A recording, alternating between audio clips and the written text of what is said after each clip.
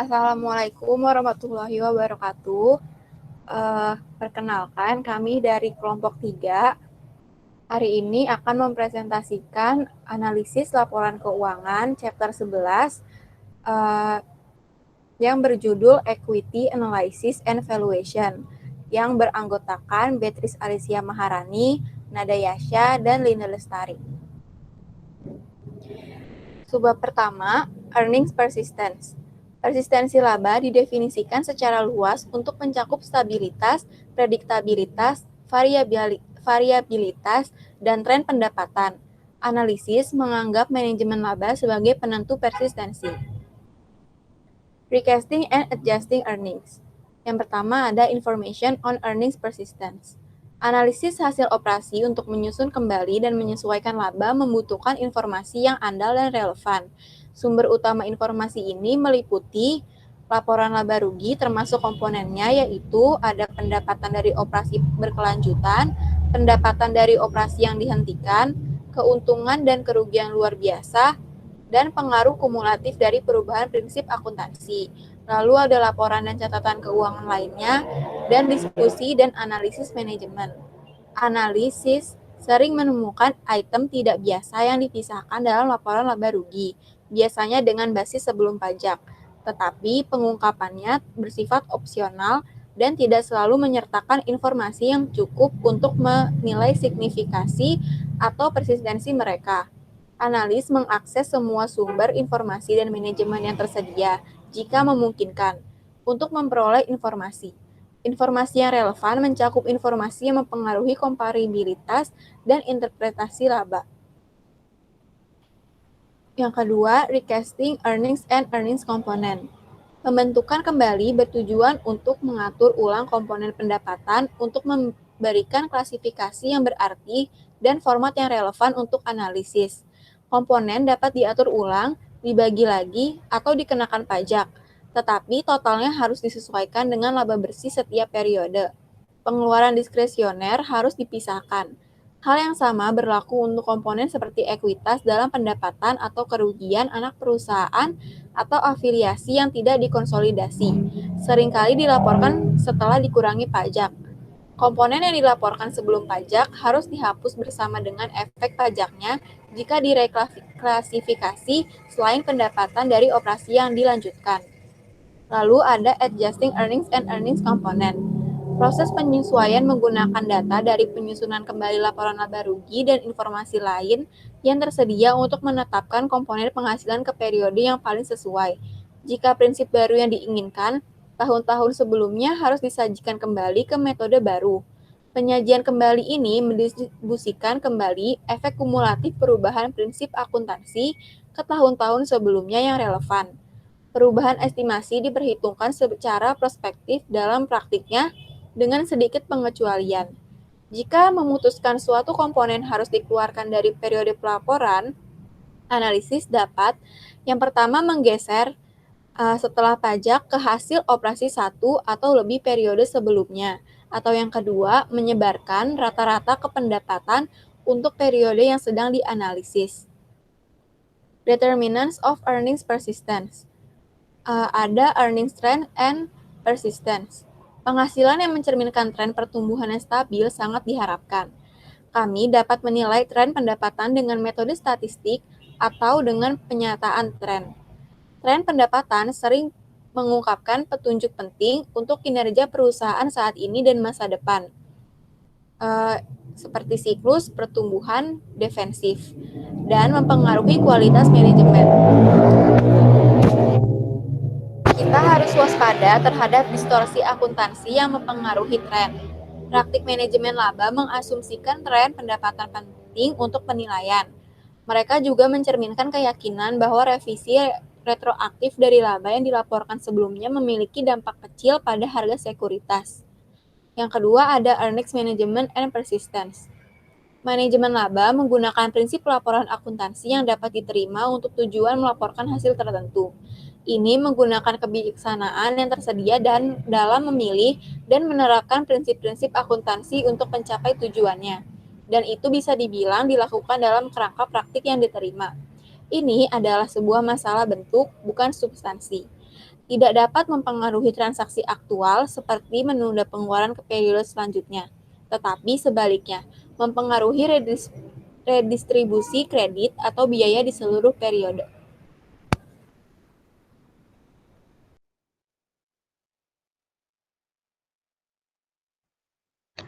Lalu ada determinants of earning persistence. Earning management and persistence itu manajemen laba aktual memiliki banyak bentuk. Beberapa bentuk manajemen laba yang harus kita waspadai antara lain change in accounting method or assumption, itu contohnya perusahaan yang mengubah metode atau asumsi. Lalu ada offsetting extraordinary and unusual gain and loss. Praktik ini menghilangkan efek pendapatan yang tidak biasa atau tidak terduga yang dapat berdampak buruk pada tren pendapatan. Lalu ada big bets, itu teknik ini mengenali biaya periode mendatang dalam periode saat ini ketika periode saat ini berkinerja buruk yang tidak dapat dihindari. Praktik ini mengurangi pendapatan periode mendatang dari biaya-biaya lainnya. Lalu ada write-downs, penghapusan aset seperti pabrik dan peralatan atau benda tak berwujud seperti goodwill ketika hasil operasi buruk, alat manajemen, dan lainnya. Lalu ada timing revenue and expense recognition. Teknik ini mengalihkan pengakuan, pendapatan, dan beban untuk mengelola laba, termasuk tren. Tidak seperti kebanyakan teknik manajemen laba, keputusan ini dapat melibatkan suatu transaksi yang sebenarnya. Lalu ada manajemen intensif and persistence. Rencana kompensasi dan insentif atau kendala berbasis akuntansi yang lainnya memberikan motivasi tambahan bagi laba. Dampak insentif pengelolaan terungkap dalam kasus-kasus berikut, yaitu analisis harus mengenali insentif yang dihadapi manajer berhubung dengan pendapatan. Manajemen laba seringkali awalnya dicapai dengan mengecilkan laba yang dilaporkan. Ini menciptakan cadangan untuk digunakan dalam periode penghasilan rendah di masa mendatang. Lalu ada persistent and transitory item in earnings. Analysis and interpreting transitory item itu tujuannya menganalisis dan menafsirkan item luar biasa ada dua, yaitu pertama tentukan apakah suatu item bersifat sementara kurang persisten. Ini melibatkan penilaian apakah suatu item tidak biasa, tidak beroperasi, atau yang kedua ditentukan penyesuaian yang diperlukan untuk menilai ketekunan. Penyesuaian khusus terkadang diperlukan untuk mengevaluasi dan memperkirakan penghasilan. Lalu, determining persistent transitory nature of item itu mengingat insentif yang dihadapi manajer dalam melaporkan item sementara, kita harus membuat evaluasi independen apakah keuntungan atau kerugian bersifat sementara. Kita juga harus menentukan bagaimana menyesuaikan. Untuk tujuan ini, kami menyusun item ke dalam dua kategori besar, yaitu operasi tidak berulang dan non-operasi tidak berulang. Lalu, yang pertama itu keuntungan dan kerugian operasional yang tidak berulang, itu keuntungan dan kerugian terkait dengan aktivitas operasi tetapi jarang terjadi atau tidak dapat diprediksi. Item operasi terkait dengan aktivitas bisnis normal perusahaan. Konsep operasi normal jauh lebih tidak jelas daripada yang disadari banyak orang. Pendapatan dan beban operasi pabrik adalah terkait dengan cara kerja pabrik. Sebaliknya, hasil penjualan sekuritas yang tersedia untuk dijual adalah keuntungan atau kerugian non-operasional. Konsep penting lainnya yaitu pengulangan, yaitu salah satu frekuensi. Tidak ada batas yang ditentukan sebelum dan diterima secara umum yang memisahkan acara rutin atau tidak berulang. Analisis keuntungan dan kerugian operasi yang tidak berulang harus mengenali frekuensi yang melekat dan kurangnya pola berulang. Analisis item operasi yang tidak berulang tidak langsung sesuai dengan aturan mekanis. Tinjauan ini mempengaruhi penyusunan ulang, penyesuaian, dan perkiraan penghasilan kami. Yang kedua, keuntungan dan kerugian operasional yang tidak berulang. Item ini tidak berulang dan tidak dapat diprediksi serta berada di luar pengoperasian normal. Peristiwa yang mendorong barang-barang ini biasanya tidak relevan, tidak disengaja, dan tidak direncanakan, namun jarang sekali terjadi tak terduga. Bisnis tunduk pada risiko kejadian buruk dan guncangan acak, baik itu alami maupun buatan manusia. Transaksi bisnis tunduk pada hal-hal yang sama. Semua terjadi dalam kegiatan bisnis, biasanya dalam aset yang dihancurkan oleh tindakan yang mencerminkan resiko bisnis.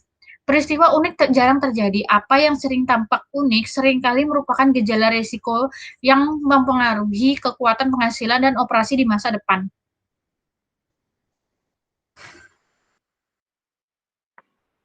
Selanjutnya adalah adjustment to extraordinary items reflecting persistence. Yang pertama adalah pengaruh item sementara pada sumber daya perusahaan. Setiap keuntungan dan kerugian sementara memiliki efek ganda. Misalnya, saat mencatat keuntungan, perusahaan juga mencatat peningkatan sumber dayanya. Demikian pula kerugian, menghasilkan penurunan sumber daya. Karena laba atas modal yang diinvestasikan mengukur hubungan pendapatan bersih dengan sumber daya, keuntungan dan kerugian sementara mempengaruhi ukuran ini. Semakin besar item transitory, semakin besar juga pengaruh terhadap pengembaliannya. Lalu yang kedua adalah pengaruh item sementara terhadap evaluasi manajemen. Salah satu implikasi yang sering dikaitkan dengan keuntungan dan kerugian sementara adalah kurangnya hubungan mereka dengan aktivitas bisnis normal atau yang terencana. Oleh karena itu, sering sekali tidak digunakan saat mengevaluasi kinerja manajemen. Manajemen harus menyadari resiko bencana alam atau akibat pola manusia dan halangan. Keputusan bisnis merupakan tanggung jawab dari manajer. Subbab 2 merupakan earnings-based equity valuation. Penilaian perusahaan merupakan tujuan penting bagi banyak pengguna laporan keuangan. Estimasi nilai yang andal memungkinkan kita membuat keputusan beli, jual, atau tahan terkait sekuritas, menilai nilai perusahaan untuk keputusan kredit, memperkirakan nilai kombinasi bisnis, menentukan harga penawaran, publik sekuritas perusahaan, dan juga mengajar banyak aplikasi berguna lainnya. Relation between stock prices and accounting data. Di sini ada the accounting based equity valuation model. Formulanya adalah VT sama dengan BVT ditambah E dalam E dikali RIT ditambah T dibagi dengan 1 plus K pangkat 1 ditambah E RIT ditambah 2 per 1 plus K pangkat 2 ditambah E dikali RIT plus 3 dibagi 1 plus K pangkat 3 dan seterusnya. Pendapatan residual pada saat T didefinisikan sebagai pendapatan bersih komprehensif dikurangi beban nilai bunga awal, yaitu RIT sama dengan NIT dikurang K dikali BVT dikurang 1. Model tersebut secara langsung menunjukkan pentingnya profitabilitas masa depan dalam mengestimasi nilai perusahaan, yaitu dengan menggunakan estimasi laba bersih masa depan dan nilai buku. Estimasi akurat dari pengukuran ini hanya dapat dilakukan setelah mempertimbangkan kualitas dan persistensi pendapatan serta kekuatan penghasilan perusahaan. Fundamental Valuation Multiples. Yang pertama itu ada price to book atau PB ratio yang dinyatakan sebagai market value of equity divided by book value of equity. Dengan mengganti ekspresi berbasis akuntansi untuk nilai ekuitas di pembilang, rasio PB dapat dinyatakan dalam data akuntansi sebagai berikut. VT dibagi BVT sama dengan 1 ditambah ROCE T ditambah 1 dikurang K dibagi 1 plus K ditambah dengan ROCE T plus 2 minus K dibagi 1 plus K kuadrat dikali BVT plus 1 bagi BVT ditambah ROCE T plus 3 minus K dibagi 1 plus K pangkat 3 dikali BVT plus 2 per BVT dan seterusnya. Ungkapan ini menghasilkan beberapa bahasan penting. Saat ROCE masa depan dan atau pertumbuhan nilai buku meningkat, rasio PB meningkat juga. Karena biaya resiko modal ekuitas K meningkat, rasio PB menurun. Yang perlu diketahui bahwa rasio PB menyimpang dari 1,0 ketika pasar mengharapkan pendapatan sisa, baik positif maupun negatif di masa yang akan datang. Jika nilai sekarang dari sisa pendapatan masa depan adalah positif atau negatif, rasio PB lebih besar atau lebih kurang dari 1,0.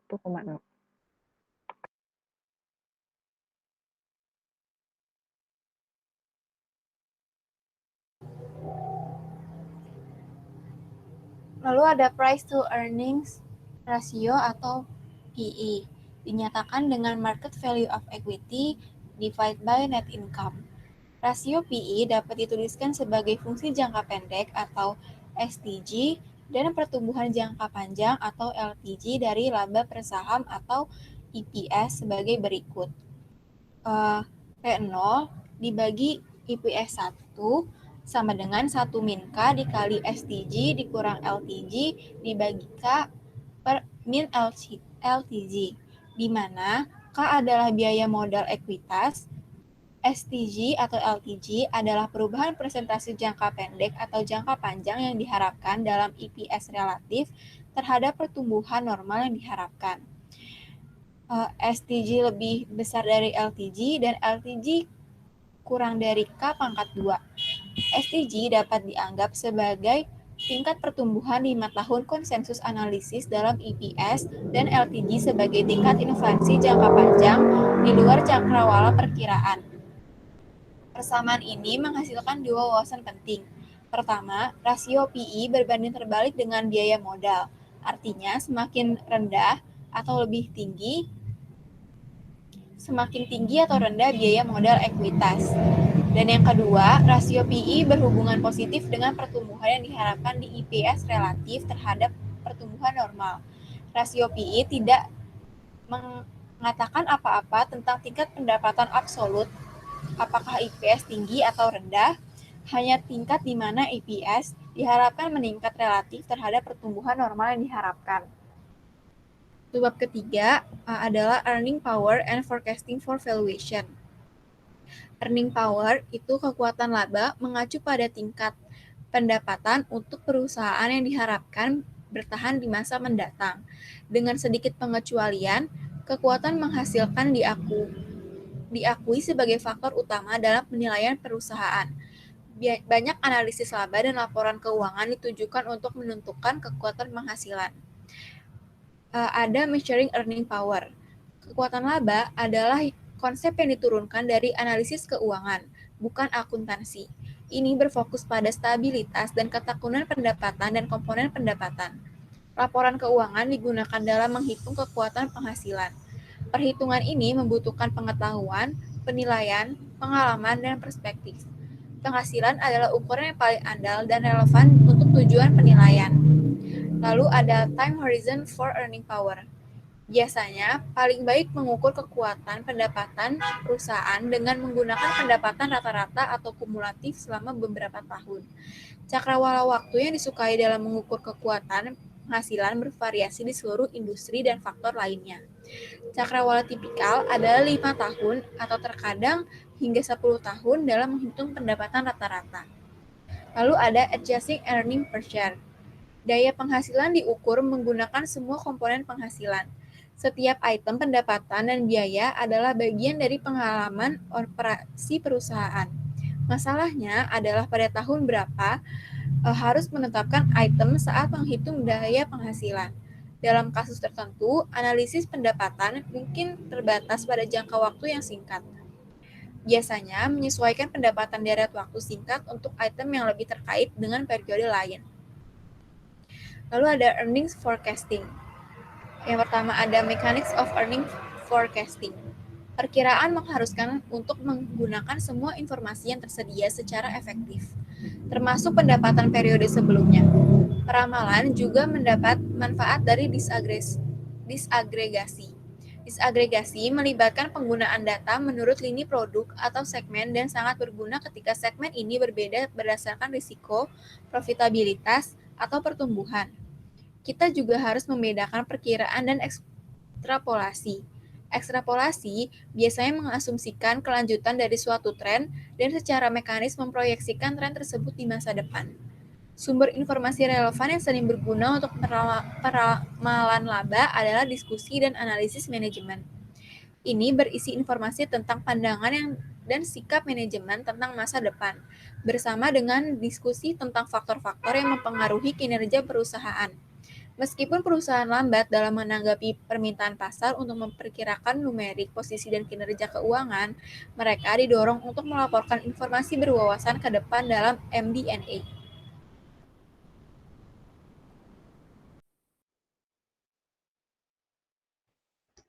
Lalu ada earning forecasting. Elemen in earning forecasting, sementara peramalan laba bergantung pada prospek masa depan. Proses peramalan harus bergantung pada bukti saat ini dan masa lalu. Kami memperkirakan kondisi masa depan yang diharapkan berdasarkan bukti. Analisis harus menilai kelangsungan dan momentum kinerja perusahaan, termasuk industrinya, tetapi harus diletakkan pada perspektif. Perubahan yang relatif kecil pada suatu komponen dapat menyebabkan perubahan pendapatan yang besar. Elemen lain dapat diperkirakan penghasilan adalah memeriksa kewajaran perkiraan. Kami sering menggunakan laba atas modal yang diinvestasikan untuk tujuan ini. Pengembalian modal yang diinvestasikan bergantung pada pendapatan, di mana pendapatan adalah produk kualitas manajemen dan manajemen aset. Kualitas manajemen yaitu dibutuhkan manajemen yang cerdas untuk menghidupkan aset dengan menggunakan secara menguntungkan dan efisien. Lalu ada manajemen aset, yaitu elemen kedua dari operasi yang menguntungkan adalah manajemen aset dan keberhasilan dan dalam menandai aset tersebut. Lalu kondisi keuangan perusahaan adalah elemen lain dari perkiraan pendapatan. Kekurangan likuiditas dapat membatasi keberhasilan manajemen dan struktur modal yang berisiko dapat membatasi tindakan manajemen. Faktor-faktor ekonomi, industri, dan persaingan ini dan lainnya relevan dengan perkiraan pendapatan. Dalam melamarkan pendapatan, kita harus menambahkan ekspektasi dengan masa depan dengan pengetahuan kita tentang masa lalu. Lalu reporting earning forecast itu beberapa tahun terakhir telah menyaksikan peningkatan minat dalam mengungkapkan perkiraan pendapatan oleh perusahaan. Kita harus menyadari bahwa perkiraan manajemen orang dalam berbeda dengan perkiraan yang dibuat oleh analisis orang luar. Keandalan perkiraan bergantung pada akses informasi dan asumsi dibuat. SEC mendorong prakira yang dibuat dengan itikat baik dan memiliki dasar yang masuk akal, ini merekomendasikan mereka untuk dilaporkan dalam format laporan keuangan dan disertai dengan informasi yang menandai bagi investor untuk menilai keandalan. Untuk mendorong pengungkapan perkiraan, SEC melakukan aturan safe harbor yang melindungi perusahaan dari tuntutan hukum jika prediksi mereka tidak menjadi kenyataan. Next. Lalu ada interim report for monitoring and revising earning estimate. Laporan keuangan interim kurang lebih dari 1 tahun merupakan sumber informasi yang berharga untuk memantau kinerja. Pernyataan sementara biasanya dikeluarkan setiap 3 bulan dan dirancang untuk memenuhi kebutuhan pengguna. Mereka berguna dalam merevisi perkiraan kekuatan penghasilan dan perkiraan penghasilan. Namun kita harus menjadi mengenali batasan tertentu dan melaporkan interim terkait dengan kesulitan dalam menetapkan komponen pendapatan untuk periode di bawah 1 tahun. Lalu ada period and accounting adjustment, yaitu menentukan hasil operasi untuk periode 1 tahun membutuhkan banyak penyesuaian dan estimasi aktual. Penyelesaian akhir tahun ini seringkali rumit, memakan waktu dan mahal. Contohnya termasuk pengakuan pendapatan, menentukan biaya, persediaan mengalokasi biaya overhead, memperoleh nilai pasar sekuritas, dan memperkirakan kredit macet. Penyesuaian untuk periode interim seringkali kurang lengkap dan menggunakan informasi yang kurang dapat diandalkan dibandingkan dengan penyesuaian akhir tahun. Ini kemungkinan menghasilkan ukuran pendapatan yang kurang akurat untuk periode interim. Seasonally in business activities. Banyak perusahaan mengalami musim dalam aktivitas bisnisnya. Penjualan produksi dan aktivitas operasi lainnya seringkali didistribusikan secara tidak merata di seluruh periode interim. Hal ini dapat mengganggu perbandingan pendapatan sementara. Ini juga menimbulkan masalah dalam mengalkulasikan biaya di kuesioner tertentu seperti periklanan, penelitian, pengembangan, perbaikan, dan pemeliharaan. Jika biaya ini berbeda dengan penjualan, biasanya biaya tersebut diaktualisasi berdasarkan penjualan yang diharapkan selama 1 tahun penuh. Masalah pelaporan juga meluas ke pengelolaan biaya tetap di seluruh periode interim. Lalu ada integral reporting method. Laporan interim umumnya dilaporkan dengan cara yang sesuai dengan persyaratan pelaporan tahunan, mengadopsi pandangan bahwa laporan trimulanan merupakan bagian integral dari seluruh tahun periode terpisah. Praktik membutuhkan akrual pendapatan dan biaya di seluruh periode interim. Ini termasuk akrual untuk penyusutan inventaris, diskon kuantitas, dan akun yang tidak dapat tertagih. Kerugian biasanya tidak dapat ditangguhkan setelah periode interim ketika hal itu terjadi, dan pos luar biasa dilaporkan dalam periode interim ketika hal itu terjadi. Tetapi, penambahan biaya iklan tidak dapat diterima karena keuntungannya tidak dapat diantisipasi. Demikian pula, likuidasi inventoris LIFO tidak mempertimbangkan untuk periode interim, dan hanya penurunan permanen dalam nilai inventaris yang dicatat untuk laporan interim. Pajak penghasilan diakrualkan dengan menggunakan tarif pajak efektif yang diharapkan untuk periode tahunan. Lalu ada SEC Interim Reporting Requirement. Ada beberapa persyaratan pelaporan untuk laporan interim yang diajukan oleh SEC. Persyaratan utama meliputi data laporan laba rugi interim dan data year to date comparative. Ini dapat diberi label tidak diaudit, tetapi harus disertakan dalam laporan tahunan pengecualian perusahaan kecil. Lalu neraca komparatif, lalu ada arus kas year to date, laporan informasi pro forma tentang kombinasi bisnis dicatat dengan pembelian, kesesuaian dengan prinsip akuntansi yang diterima, dan pengungkapan perubahan akuntansi termasuk surat dari auditor yang melaporkan apakah perubahan tersebut lebih disukai, analisis naratif manajemen atas hasil operasi dengan penjelasan tentang perubahan pendapatan dan beban selama periode interim, pengungkapan apakah formulir 8K diajukan selama periode pelaporan baik penyelesaian laba yang tidak biasa dan pergantian auditor. Next. Lalu ada analisis implication of interim report. Analisis harus menyadari kesalahan estimasi dan kebijakan yang melekat dalam laporan sementara. Keterlibatan auditor yang terbatas dengan laporan interim mengurangi keandalan mereka relatif terhadap laporan keuangan tahunan yang audit. Peraturan bursa menawarkan beberapa, meskipun terbatas jaminan. Namun tidak semua persyaratan pelaporan untuk laporan interim selalu terbaik dan untuk dianalisis kami. Demikian pula, meskipun biaya yang timbul di seluruh periode interim adalah wajar, analisis kami harus meningkat. Tidak ada aturan yang tepat yang mengatur akrual ini. Mengalihkan biaya dalam periode interim seringkali lebih mudah daripada mengalihkan pendapatan. Oleh karena itu, analisis sering menekan ke pendapatan sementara sebagai ukuran kinerja sementara. Lebih lanjut, masalah musiman tertentu dengan laporan interim yang diatasi dengan menghitung angka kumulatif dari tahun ke tahun, termasuk hasil kuartal terbaru. Selanjutnya, kita akan masuk ke pembahasan soal chapter 10. Yang pertama adalah E103, interpretasikan pengaruh 6 peristiwa dan transaksi independen berikut untuk masing-masing hal berikut. Yang pertama, perputaran piutang sama dengan 4 sebelum acara, lalu yang B, penjualan hari dalam piutang, yang C adalah perputaran persediaan sama dengan 4 sebelum acara. 3 kolom di sebelah kanan, setiap peristiwa dan transaksi diidentifikasi sebagai A, B, dan C sesuai dengan 3 ukuran likuiditas. Untuk setiap peristiwa dan transaksi, menunjukkan efek sebagai kenaikan I, penurunan D, atau tidak ada efek NE. Lalu di sini untuk event dan transaksinya, yang pertama ada $5.000 dari piutang usaha dihapuskan dengan biaya pengisian piutang ragu-ragu. Lalu yang kedua, pengurangan persediaan awal sebesar $1.000 dikoreksi pada periode ini. Lalu yang ketiga, di bawah metode biaya atau pasar yang lebih rendah, persediaan dikurangi ke pasar sebesar $2.000. Yang keempat, persediaan usang sebesar $3.000 diidentifikasi dan dihapuskan.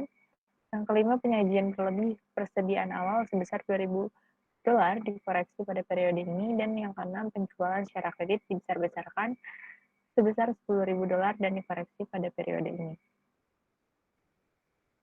Untuk solusinya, yang pertama itu baik A, B, dan C itu NE, non entry, yang dimana jurnal entry itu allowance for bad debt terhadap accounts receivable. Explanation-nya untuk penjelasannya adalah karena menggunakan net AR dalam perhitungan rasio tidak ada pengaruhnya. Lalu untuk event yang kedua itu untuk A dan B itu NE, dan yang C itu D atau decrease. di mana journal entry itu COGS terhadap retained earnings, karena baik rasio A maupun B itu tidak terpengaruh, harga pokok penjualan meningkat $1.000 dan persediaan rata-rata akan meningkat $500 itu karena efek rata-rata sehingga menurunkan rasio C. Lalu untuk event yang ketiga itu A dan B-nya NE dan C-nya itu I atau increase. Untuk journal entry itu COGS terhadap inventory di mana hanya rasio C yang terpengaruh, pembilangnya bertambah sementara penyebutnya berkurang.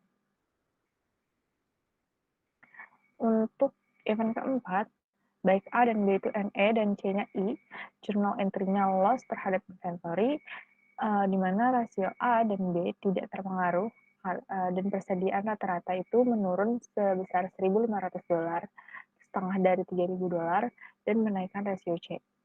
Untuk event 5, A dan B-nya NE dan C-nya I, di mana journal entry-nya adalah retained earnings terhadap COGS, baik rasio A maupun B tidak terpengaruh, dan persediaan rata-rata akan menurun setengah dari penurunan pembilang.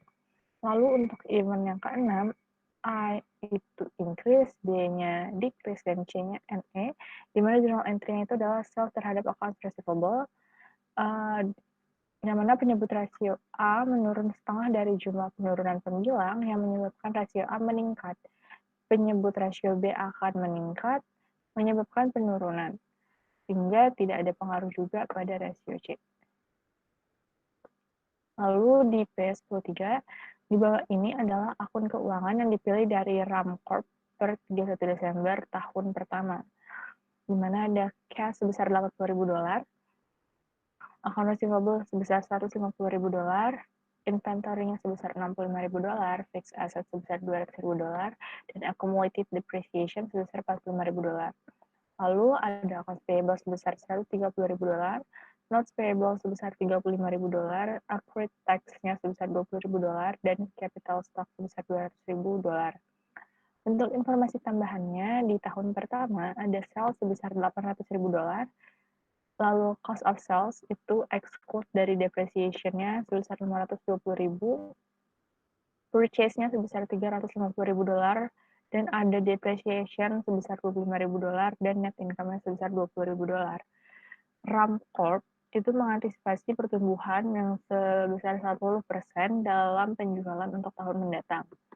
Semua item pendapatan dan beban yang terkait diharapkan meningkat 10%, kecuali depresiasi, yang tetap sama.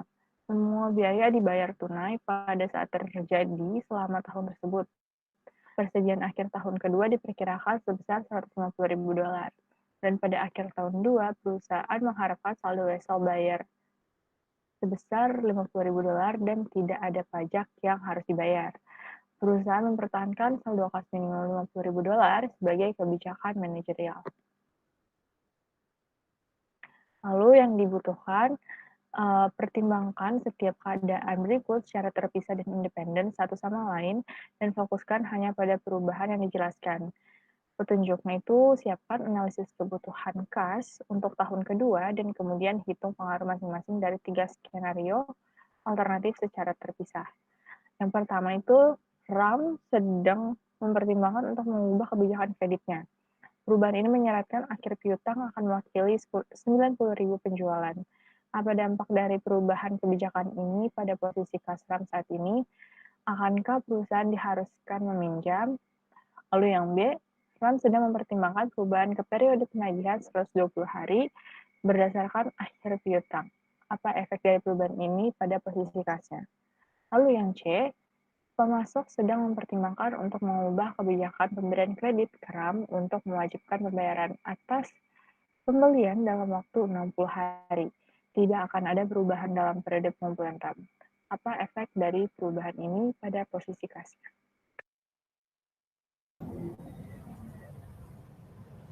Solusinya untuk P13 sesuai petunjuknya itu bikin dulu cash forecast before policy change. Di sini cash pada Januari 1 tahun kedua ada $80.000. Terus cash collection-nya itu ada dari account receivable Januari 1 sebesar $150.000. Terus sales-nya 880.000 dari 800.000 dikali 110% dikurang account receivable pada Desember 31 sebesar 165.000. Lalu jadi cash collection-nya itu sebesar 865.000. Jadi total cash available-nya ada 945.000. Terus cash disbursement-nya itu yang pertama ada accounts payable Januari 1 130.000, purchase-nya 657.000 dikurang sama accounts payable Desember 31 sebesar 244.000. Hasil dari ketiga itu ada 543.000. Terus ada increase in notes payable sebesar 15.000, accrued tax-nya 20.000, dan cash expense 285.500. Jadi totalnya itu cash disbursement-nya 806.500. Net cash flows-nya dapat 138.500 dari 945.000 dikurang 806.500. Terus cash balance dessert-nya 50.000 dan cash excess-nya itu 88.500 dolar. Nah, untuk pertanyaan ini untuk perhitungan dari solusi yang ini. Yang A itu untuk perhitungan account receivable Desember 1, B purchase, C-nya accounts payable Desember 31, dan yang D-nya itu cash expense. Untuk yang A, ngitungnya itu jadi 360 hari dibagi sama 800.000 dolar per 150.000 dolar. Dapat hasilnya 67,5 hari. Lalu diterapkan pada penjualan tahun kedua, jadi 880.000 dolar dikali 67,5 per 360, hasilnya 165.000 dolar. Terus yang B, untuk menghitung purchase, itu dari cost of sales year 2, sebesar 572.000 dari 520.000 dikali 110%. Ditambah sama ending inventory 150.000, dapat goods available for sale-nya 722.000. Lalu dikurang sama beginning inventory 65.000, dapat purchase-nya 657.000 dolar. Yang C untuk yang C itu rumusnya purchase dikali year 1 accounts payable per year 1 purchase. Jadi 657.000 dikali 130.000 per 350.000, hasilnya 244.000. Gross profit yang D itu untuk menghitung cash expense dari gross profit sebesar 308.000 dari 880.000 dikurang 572.000 dikurang sama net income 24.500 dari 110% dikali 20.000 ditambah 10% dari depresiasi tahun pertama itu hasilnya 2.500. Lalu depresiasi non-cash-nya itu 25.000. Jadi dapat other cash expense-nya 258.500. Untuk pertanyaan yang A, itu pakai what if analysis of proposed credit policy change. Itu dihitung dari accounts receivable Desember 31, 220.000 dari 880.000 salesnya dikali 90 per 360 dikurang account receivable from forecast statement itu 165.000. Jadi dapat additional cash needed-nya 55.000. Cash excess-nya 88.500. Jadi cash excess for this proposal 33.500. Yang B itu pakai what if analysis of proposed collection period change. Account receivable di Desember 31 itu 293.000 dari salesnya 880.000 dikali 120 dari soal per 360 dikurang account receivable from statement 165.000 dapat additional cash needed-nya 128.000. Cash excess-nya 88.500 jadi dapat cash to be borrow 39.500 dolar. Yang terakhir, yang C, itu what if analysis of proposed payment period change. Pakai accounts payable Desember 31 sebesar 109.500 dari 657.000 dikali 60 per 360. Lalu kurang sama accounts payable from statement 244.000. Dapat additional cash neednya 134.500. Cash excess-nya 88.500. Jadi dapat cash to be borrow $46.000. Sekian presentasi dari kami. Jika ada yang kurang mohon maaf. Wassalamualaikum warahmatullahi wabarakatuh. Terima kasih Pak. Terima kasih Pak Suparta.